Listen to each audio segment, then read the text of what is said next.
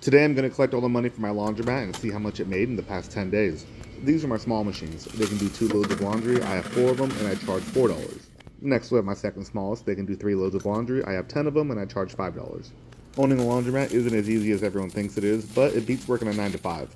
These are my quad load machines. They can do 4 loads of laundry. I have 10 of them and I charge $6.50. In the beginning, the hardest part is learning how to fix all the machines, and if you have a wash and fold service, managing all the employees is pretty difficult as well. These are my second biggest machines. They can do 6 loads of laundry. I have 6 of them and I charge $7.50. I thought water was going to be my biggest bill, but it's actually not that bad. Gas is my biggest by far. Speaking of gas, next we have all my dryers. I have 3 different sizes, 3 load, 4.5 load, and 7.5 load. On average, laundromats make the least amount of money on the dryers because they're priced so low. As I was collecting the money from the dryers, I saw some gold coins in there, so I picked them up, and this is what I found. They're basically gold-plated quarters. If you guys know anything about these, please let me know. At first I thought they were fake, but after I looked at them for a little bit, they look pretty real. If you guys know anything about these, please let me know. I have a bunch of them.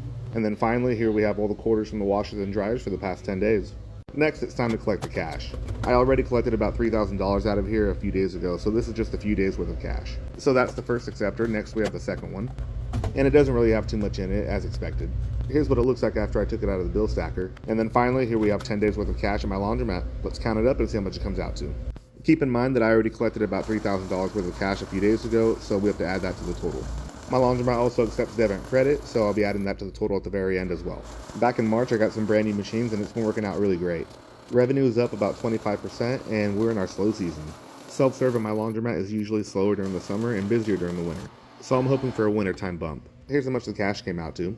And then here we have the total revenue for the self-serve side of my laundromat for the past 10 days. If we break it down by machine type, my dryers brought in about $1,900 and my washers brought in about $4,150. That means my dryers account for about 30% of revenue, which is more than usual. As you can see here, the washers got used a little more than the dryers, but not by much. My 40-pound washers got used the most, followed by my 30s and then my 60s. Ever since getting my new machines, the 40-pounders have been the star of the show. As you can see here, they brought in the most revenue by far, followed by my 60s and then my 30s. I honestly wish I would have got less 30s and more 80s, but the deed is done. And then last but not least, we have the dryers. As usual, my 45-pounders made the most money, followed by my 30s, and my 75-pounders basically just made an appearance.